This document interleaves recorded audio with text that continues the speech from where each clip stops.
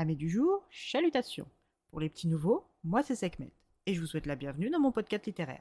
Dans mon émission, je vais tenter 3 fois par semaine de vous donner envie de découvrir des livres de tout poil, récents et moins récents. Alors, si ça vous tente, c'est par ici la suite. Aujourd'hui, je vais vous présenter le 5e tome des Secrets du Roi Brisé, l'Abandon de Victoria Chopin, paru en auto-édition et lu dans le cadre de mon partenariat numérique non rémunéré avec l'auteur. Dans ce nouveau tome de la saga du Roi Brisé, nous allons retourner auprès de Soalia et des autres. Comme toujours ou presque, quand je vous propose une suite, c'est le moment où je vous laisse choisir de prolonger votre écoute ou de la reporter le temps de vous mettre à jour pour ne pas en apprendre plus que vous ne le voudriez. Maintenant que c'est chose faite, c'est reparti.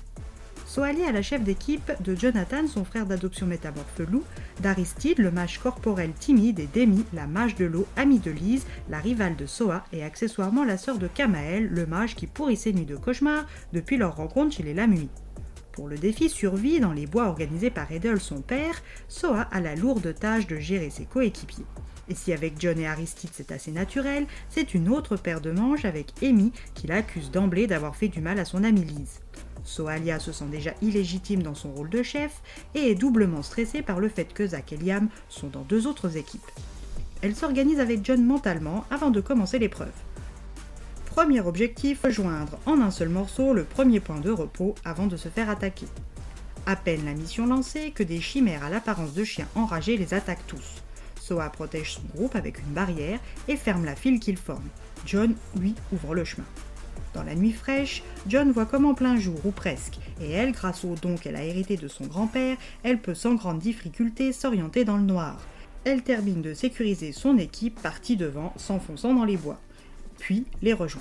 Pour aider Aristide et Amy, qui eux ne voient pas dans l'obscurité, elle crée des boules de feu pour les éclairer. Mais en ce faisant, elle s'arrête net. Une illusion. Elle est tombée dans une illusion. Reste à définir si tout n'est qu'illusion ou si ses compagnons sont bien réels, enfermés dans une illusion commune avec elle. Quelques questions suffisent à la calmer et elle sait que pour sortir d'une illusion, l'une des méthodes est la douleur qui réveille. Elle demande à Aristide de lui briser le poignet, ce que le jeune mage refuse de faire, obligeant John à le faire à sa place. Si la méthode est rude et discutable, le résultat ne se fait pas attendre. Elle se sort de cette magie des rêves qu'elle sait être créée par la gentille Elevia. Elle ramène ensuite ses coéquipiers un à un. Aristide répare son poignet en miettes avant de repartir et d'être attaqué par une nouvelle bête. Ils cheminent tous péniblement, sauf John, quand Soa sent que le groupe de Christophe a un problème. Elle envoie son guerrier loup, avec pour ordre de revenir chercher Aristide quand tout sera calme et que le danger sera écarté. Aussitôt dit, aussitôt fait. L'homme loup règle tout et emmène le mage corporel sur son dos, aider l'équipe de Christophe. De retour, John reprend sa place en tête de cortège quand Soa, qui veut atteindre le point de contrôle au plus vite, lui ordonne de prendre Amy et Aristide avec lui pour les y emmener en vitesse, tandis qu'elle les rejoint par ses propres moyens. Seule, elle se permet enfin de se montrer faible en se laissant choir contre un arbre.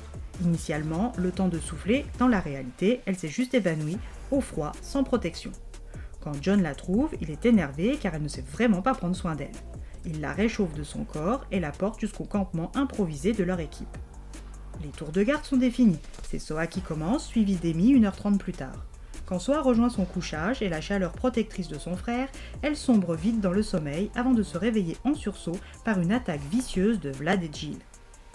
Leur professeur, bien que maudit, est un redoutable adversaire. Mais Vlad, qui lui est un révélé, est encore pire. Aristide est grièvement blessé et Amy et John peinent avec leurs adversaires respectifs. Soa arrive à soigner le mage aux yeux verts et Vlad et Jill finissent par battre temporairement en retraite.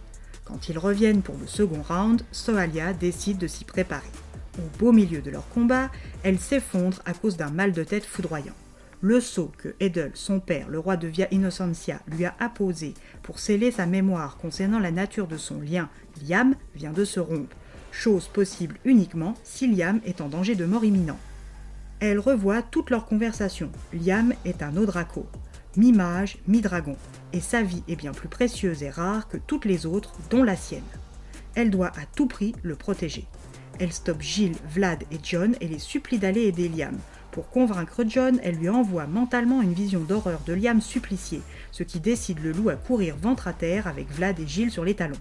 Les 3 guerriers partis, Soa décide de suivre la drôle d'aura qui semble l'appeler dans les bois devant elle. Elle y fait la rencontre d'Eros, le roi vampire. Cette rencontre mordante va tout changer pour elle. Mais en quoi ? Son inexpérience et son manque de force va-t-il lui être préjudiciable ? Aura-t-elle fait les bons choix en privilégiant son amour pour Liam et l'ordre de son père à sa vie ? Alors, à vous de découvrir la suite des aventures de Soalia Fiengoir, princesse de Via Innocentia, par votre lecture de ce tome 5.